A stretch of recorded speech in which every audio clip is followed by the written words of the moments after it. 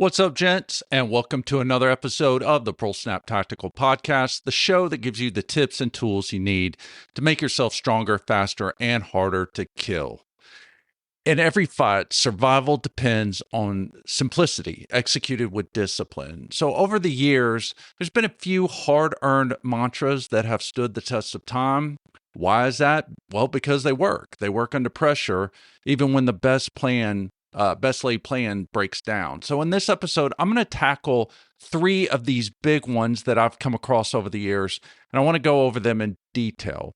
Each of these principles that we're going to talk about represents a cornerstone of tactical thinking, and that is mobility, coordination, and security. And so when you apply them all together, they really form a system that keeps you alive, plus keeps you in control of the fight.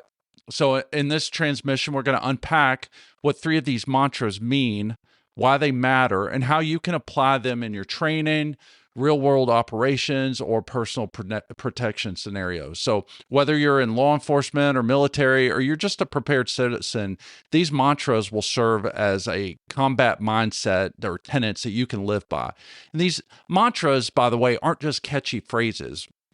They're distilled lessons from countless of tactical engagements throughout history, designed to guide your decisions when chaos hits and time runs out. So each one of these encodes a mindset that keeps you focused on what truly matters, and that's staying alive, protecting your team, and overcoming the threat. So before we go, I just want to give a quick shout out to my Substack premium subscribers. Really appreciate your support.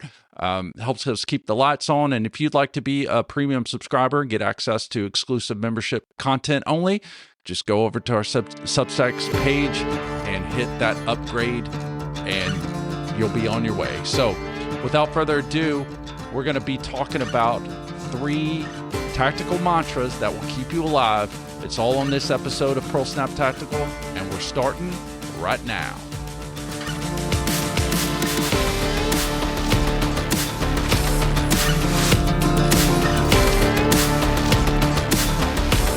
All right, and welcome back. I'm your host, Mark, still recording live from an undisclosed location south of the Mason-Dixon line. This is ProSnap Tactical. All right, gang, let's get into it. So you've heard these sayings 1,000 times, right? You've heard of get off the X, slow is smooth, smooth is fast, train as you fight, and so on. And those are cliches that I covered in a previous episode that was entitled Train as You Fight and Other Cliches That Need to Go. So you can refer back to that episode. I've got a link in the script and the show notes below. But today we're not talking about cliches. We're going to focus our time instead on discussing some tried and true mantras. Now, a mantra is a short, memorable phrase or a saying that really captures a key principle or mindset. The mantras we're going to discuss today are designed to train your brain to default to what matters most when the adrenaline takes over and fine motor skills or higher reasoning starts to slip. So a good mantra is short enough to remember, it's clear enough to act on, and it's powerful enough to shape your behavior when everything sets or falls apart. So here are the three mantras we're going to cover. So number one, we're going to talk about one that I came across called, that says, quote, if you're mobile, stay mobile. If you're not mobile, get mobile, end quote. And I'll talk about that later on. We'll also talk about another mantra that is fire without movement is indecisive. Movement without fire is fatal. That's number two. And then number three is security first, last, and always. So I'll explain what each of these mean, why they matter, and how they keep you and the people you're responsible for alive. So let's get into it. Let's tackle the first mantra, and that is, if you're mobile, stay mobile. If you're not mobile, get mobile. All right, what does that mean? So I picked this one up several years ago from an Army buddy of mine who he'd gotten out of the service, and then he did a couple tours as a contractor in Afghanistan. And so he told me that prior to, he had just come back, and he told me that prior to leaving for his first tour with a PMC, or a private military contracting company, he was required to go through a pre-deployment course. So some of you guys that may have gone on one of these things, usually before you enter in your deployment, there may be a a short, I don't know, I'm sure they vary in times. I haven't done one, but kind of like an NDOT course to kind of get you online with the procedures and protocols and the things that whatever duty or role you're fulfilling, you kind of get a train up for it. So at this course that he was at, he said that the instructors at the course placed a premium on mobility.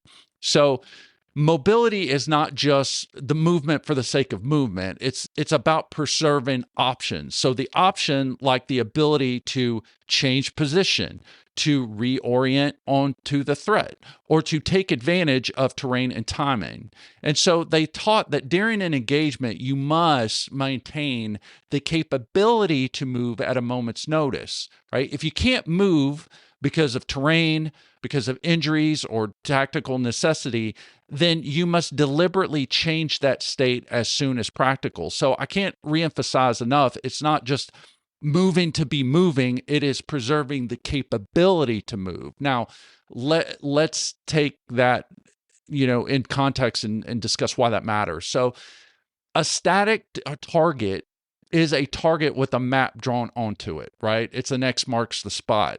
In a dynamic fight, the enemy is looking to fix you in place, zero in on you, and maximize his fire at that fixed point where you are. So moving to cover is a good start, but you can't always stay there, right? If you're static for too long against a mobile threat, then you're going to be found, you will be fixed, and you will be eliminated. And we've talked about that before in other episodes where we talked about small unit tactics and other tactical principles. So that shouldn't, if you've a listener to this show or a longtime listener, none of that should be surprising to you. So staying mobile denies the enemy the advantage and keeps you in the business of choosing the engagement on your terms, i.e., when, where, and how you close with a threat, or in some cases, disengage, right? So how it works in practical application. So think about positioning behind cover.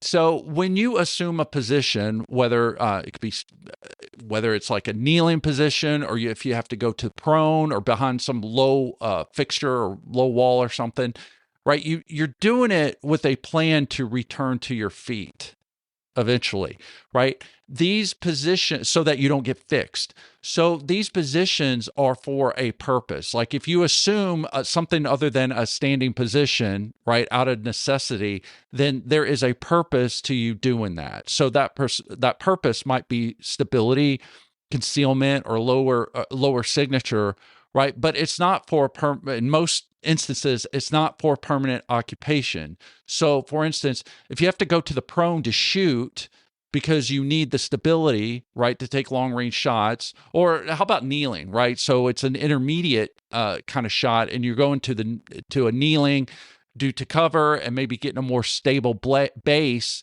right? You have to think a couple moves ahead of how do I get up out of this position without exposing myself to a fatal line of fire?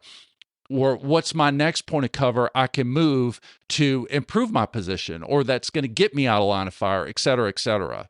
So think about in terms of like bounding Overwatch, right, where we use alternate movement so that someone always has the ability to move and someone else provides Overwatch or security, right? That preserves the unit's mobility as a system, not just as an individual attribute. Or you can think about vehicle tactics, right? A vehicle's greatest asset is its ability to maneuver. So once you come to a stop or you're trapped and can't move anymore in that vehicle, well, then that vehicle you get boxed in or you park with no escape plan. That vehicle can quickly turn into a coffin. Think in terms of how this mantra works in like home defense. So if you can safely relocate your family to better cover or a more defensible position, then you should do so. If moving's not safe, maybe you hunker down in a pre-selected safe room if you have one, but you keep the plan and the means to move when it becomes practical and safe. So applying this mantra to a home defense situation will look different depending on whether you live in a 900 square foot apartment or a 5,000 square foot house. The point is you have a plan, And in other words, if you stay ready, you won't have to get ready when the time comes. So the point of the mantra really, again, is preserving the capability to move, right? You don't want to become fixed in place. So yes, getting off the X behind cover is a good start, but you're not necessarily going to want to stay there throughout the duration, especially against a mobile threat, because again, it comes back to that point of being fixed, being found, being fixed, and being eliminated. So let's talk about some common mistakes and correction and how we can correct those. So, mistake number one, it's kind of goes in line of getting off the X and then thinking that that's the end of the story, right? So let's look at a scenario where you treat like kneeling or the prone as a quote unquote safe spot, right? So the correction for this, right? We already talked about the problem. So the correction is you use these for the shortest time necessary, right? You're always in your training, you should practice these positions, but you also need to think about your capability and improve your capability of getting up out of these positions quickly and getting back to where you preserve your mobility. So why do I say all that? Because after 12 years of being a firearms instructor, right, in many of the classes, what I found is that people didn't have problems shooting from the prone. People didn't have problems shooting from kneeling positions, like bracing up against barricades. Most of the shooters that came to us could put rounds on target. That wasn't the problem. The problem came for for some of us who have some age to us, right? That made me, they have a hard time getting into those positions and even a harder time getting up out of them. So there's no celerity to or speed of movement, right? And so they're very slow, very clunky, getting down in these positions and then almost needing a hoist to get up out of them. So I have said this before, and I'll keep saying it, is that especially if this is where you're at, then you need to spend some time working on like some physical therapy style exercises that are designed to promote flexibility in your ankle, hip joints. That's when you're trying to get into these positions, right?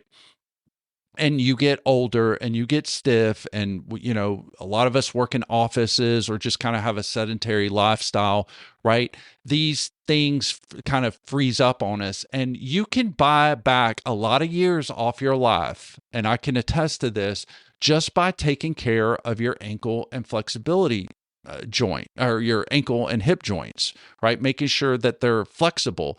If you work on that even just a little bit in a very short time, you will see a difference. And, for those of us that want to blame bad knees, and yes, I understand some people I've had surgeries. I understand, bad knees, bad joints and stuff like that. But to the greatest degree that you can, you should spend some time working on this if it's safe for you to do so, right? If you're in a wheelchair, obviously that doesn't apply to you. But as far as sources, I'm not giving medical advice, and I'm not a medical professional, but there are plenty of good physio channels on YouTube, on Instagram, and other platforms out there that will give you safe, effective exercises that will help get you where you want to be, right? Because that really is just as much your ability to assume the position and to get out of it quickly, to move, to me, is every bit as much as important. It's part of the training as it is to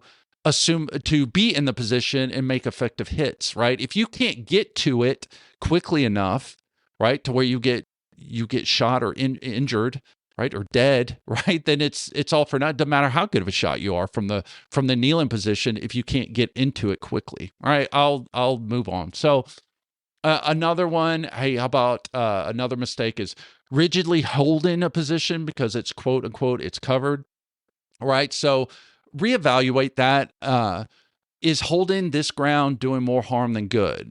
If holding that position fixes you in place to the detriment of yourself and to the enemy's advantage, then you've got to move, right? But you got to do it in a way that's feasible. We understand that.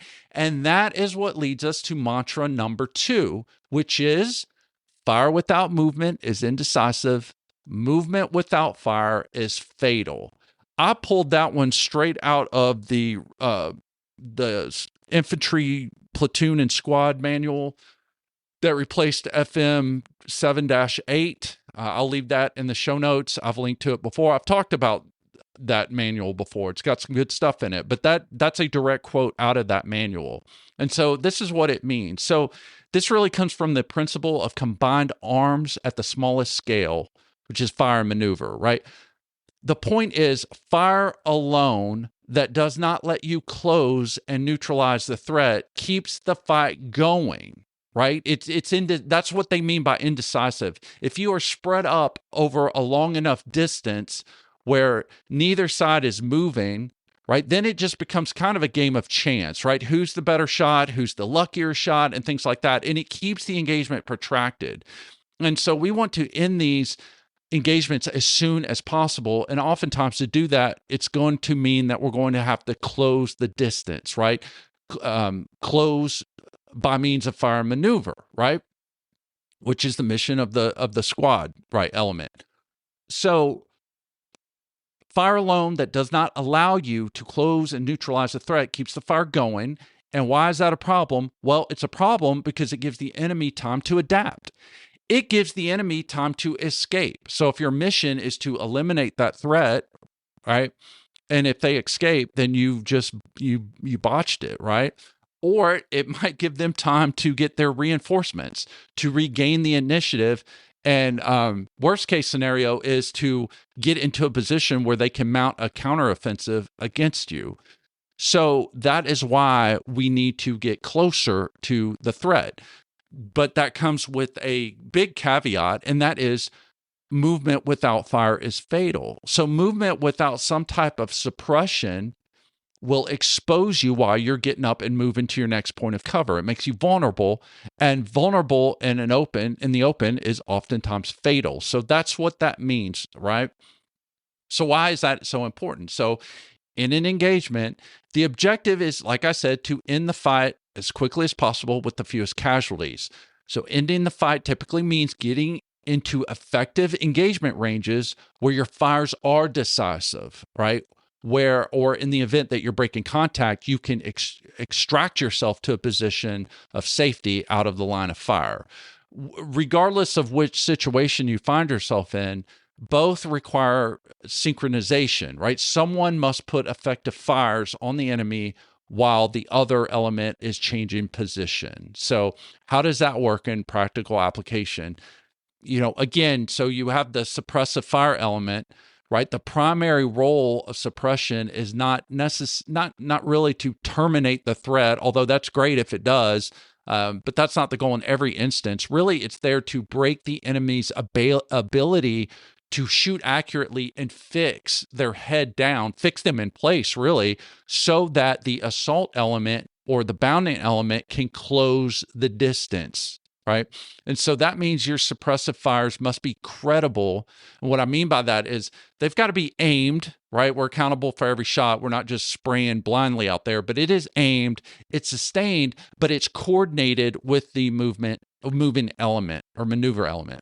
So when you move, for the element that's maneuvering, when you move, you've got to do it under the protective umbrella of fires. And that can be buddies, aimed bursts, automatic weapons if you have it, or precision fire, right? Something, if you're in law enforcement, you're not going to have you're not going to have like a machine gun or anything, but you can still do this with just your semi-automatic, right? By applying a precision fire that pins the enemy's head down. It's not random shooting. That's kind of what I want to get at. This principle also applies in CQB. So CQB contemplates the fire and maneuver relationship because you're often moving into tight, confined, or I should say it complicates the fire movement or fire maneuver relationship because you're often moving into tight, confined spaces where non-combatants or unknowns may be present. So for the most part, in most scenarios, right? You can't just blanket a room with suppressive fire in hopes that there's a hostile inside without unacceptable risks to innocence. Again, depends on your rules of engagement, but I'm talking 30,000 foot view here.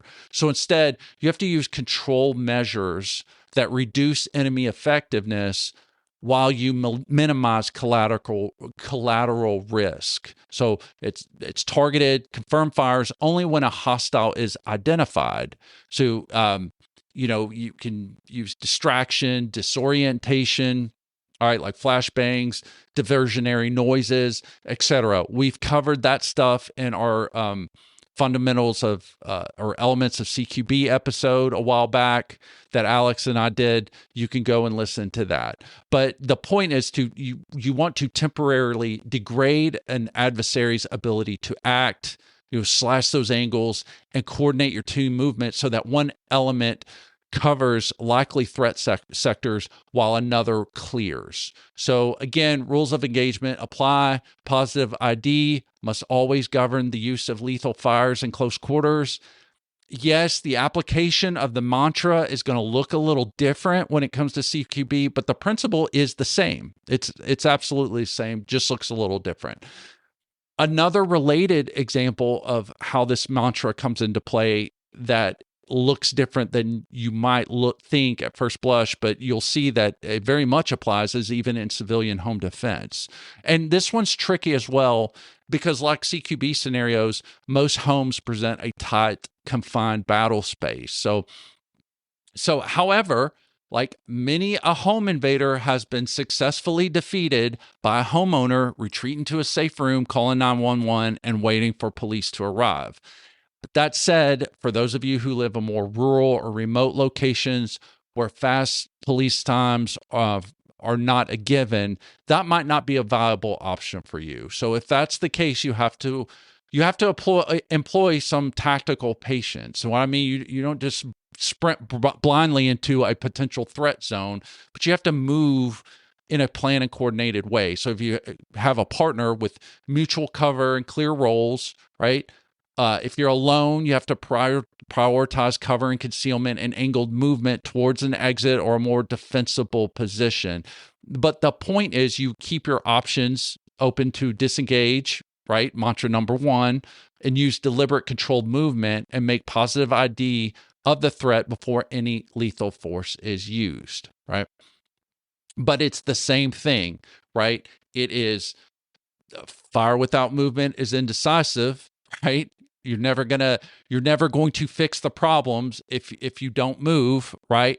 But movement with fire, right, or the ability to provide cover fire for yourself, a suppressive fire for yourself, could be fatal when you move and you expose yourself. So again, it's going to look different, but it really comes down to maintaining the capacity to do so, right? That's the point of these mantras, is to keep them in mind and check those boxes, right? If you find yourself in these situations. So again, for some examples to illustrate this point. So we'll go back to the Bound and Overwatch, right? That we use because it's such a great example. So again, one element is laying down effective fire while the other one moves. When the mover or the moving element, whether it's a single individual or a team, right, reaches the next and better position, then the roles reverse, right? This is textbook because it merges mobility and fires very cleanly. The problem, though, that sometimes is mistimed movement. So a shooter pops up without support, right? He's moving and he has no suppressive fire. He has no one covering for them. Oftentimes in training, I'll see this when people aren't maintaining some sense of round count, right? They're not doing tactical reloads or maintaining like I'm trying to think of what the word is. I'm drawing a blank, but basically where the set piece that's supposed to be providing suppressive fire, right, is doing so, and then his buddy is bounding forward and he's out in the open, and now all of a sudden this guy's got to reload. The set piece is having to reload, and now that moving element is left exposed. So that's something that you need to fix in training, right? So that comes down to a coordination issue. All right. All right. Mantra number 3, security first, last, and always. So what does that mean? So security is the constant, right? It's the unglamorous baseline that allows mobility and coordinated fires to work. So it's not a phase. Security is not a phase. It's really a mindset and an action set applied continuously. So security, it does not sleep. It does not toggle off when the shooting stops. And for a deeper dive into the importance of this topic, refer back to our primary and secondary threats episode that Alex and I did back in season 1, where we really cover the trap doors that folks fall into sometimes, about like, there's even an old samurai quote that says, well, after victory, tighten your helmet cords, right? And I think that's very fitting in this situation, that the first threat may not be the only threat that's there, right? The first threat you see may not be the only one out there. There might be other secondary threats so when there's a lull, right, you can't just turn it off. You need to make sure there's security in place, right, until you're in a position where you can kind of have a stand down, if that makes sense. All right, why does that matter so much? So without security, your mobility really just becomes reckless, right? It's not coordinated, it's not intentional, right? It's not integrated into a plan. It's just reckless movement, right? And your fire and maneuver really becomes suicide. So security mitigates against the chance of surprise. It preserves your initiative, and it buys you time and space to apply the other 2 mantras effectively. So how would that work in application? Well, number 1, it's adopting a 360-degree mindset. So security means constant scans of likely threat axes, right? Open lanes, windows, avenues of approach, right? Being proactive in your search as you're moving along in your patrol, right? It means allocating someone to watch your blind side during movement, during convoy stops and transitions and things like that.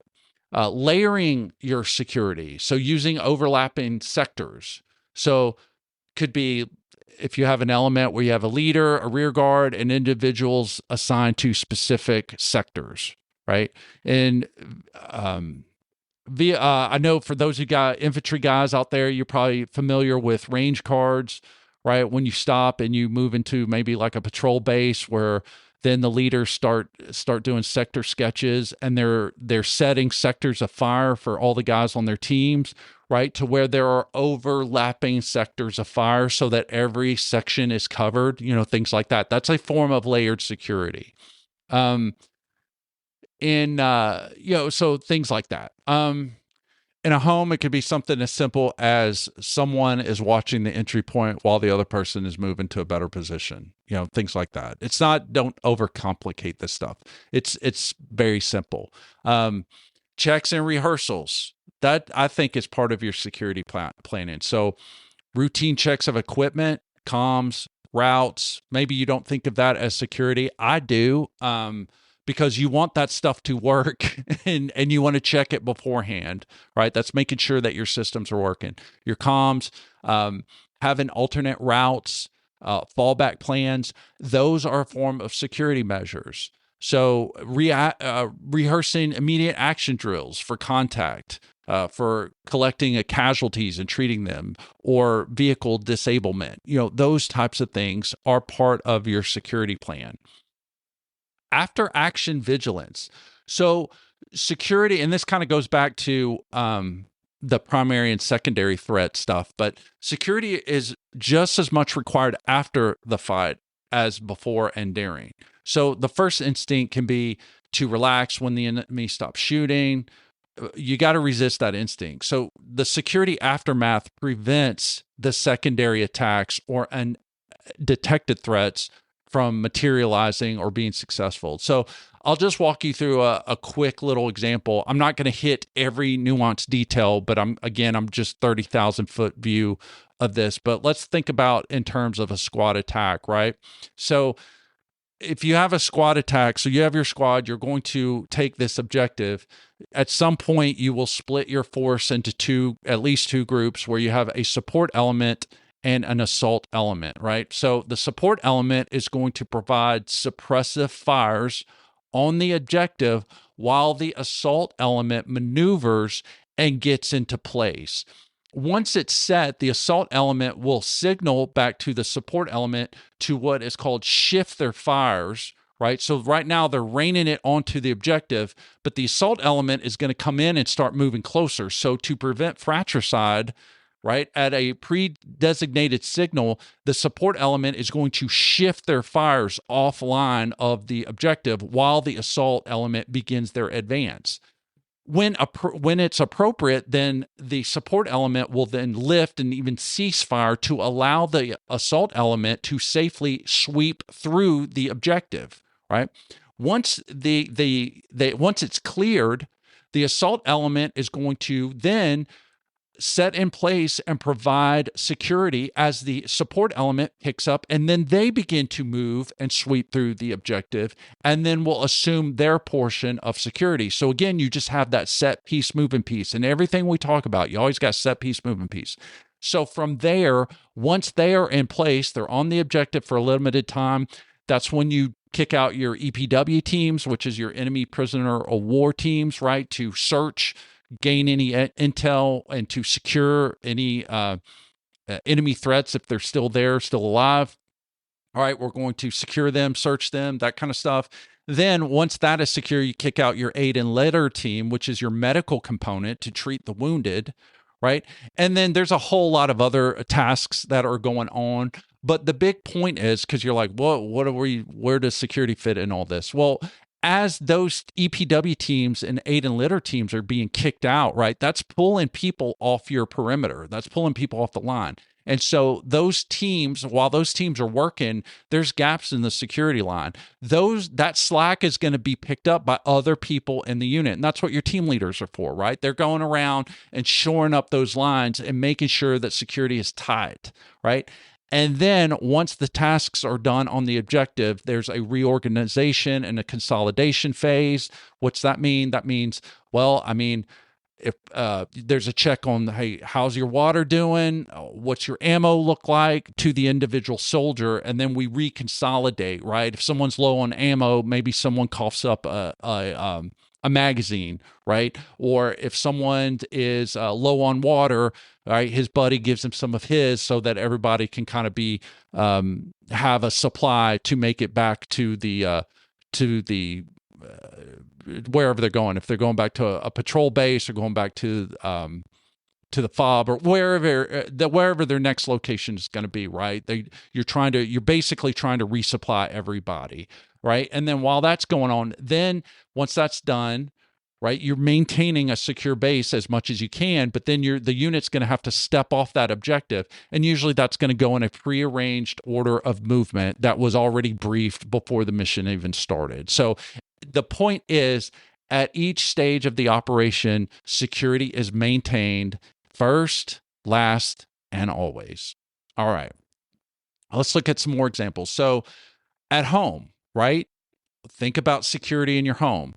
And some of this is so simple, guys. It's stuff that like your 10-year-old should know how to do. Like things like keeping your doors locked, your windows locked, and any other entry points locked at all times. Yeah, even when you're home, right? Just having your home secured, having a notification system in place to alert you to any breaches, right? Maybe that's a Ring Cam that sends you notifications when someone comes up.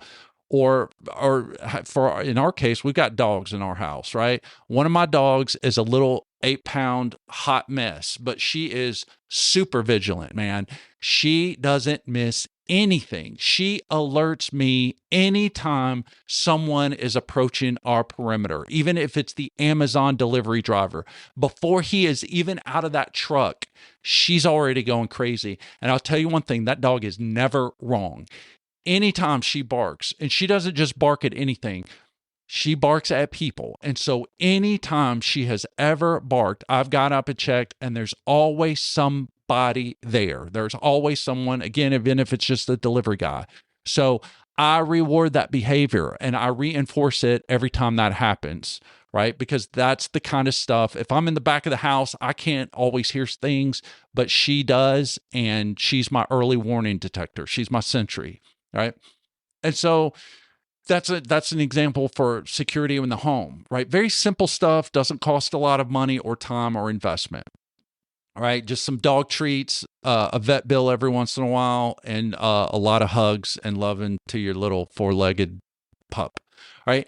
How about like in travel, like in a convoy style movement, right? We talked about this a little bit in our convoy episode we did a while back, but security means route reconnaissance, right? Having alternate routes. If you get bogged up into one, having the ability to switch your direction of travel, right? Communication checks and watching for signs of pre-attack indicators, right? If the convoy has to come to a halt, there should be a standard operating procedure that covers what everyone is supposed to be doing, and you need to make sure it's observed meticulously, right?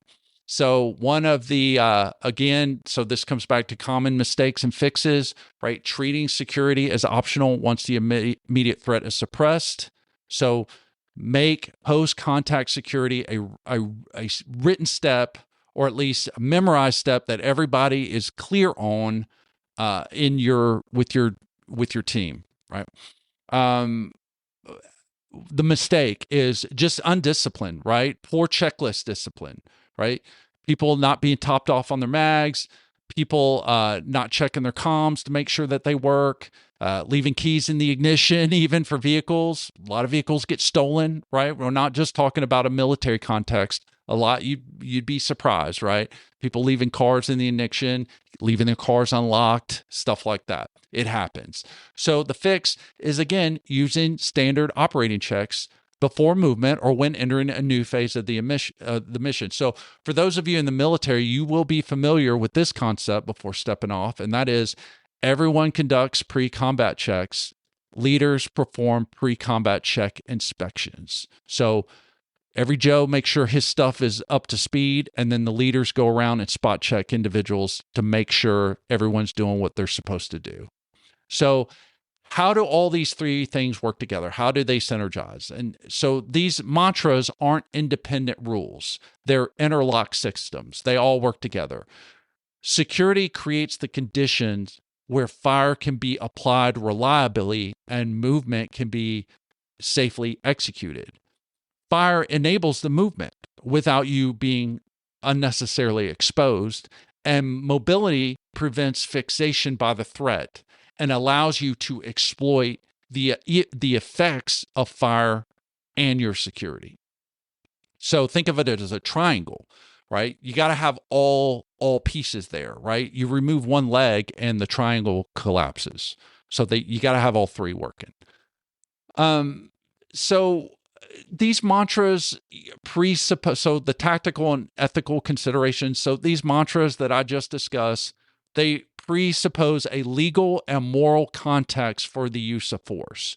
For you mill guys, you know your rules of engagement. You get briefed that by the JAG before you go out. You know what those are. You abide by those.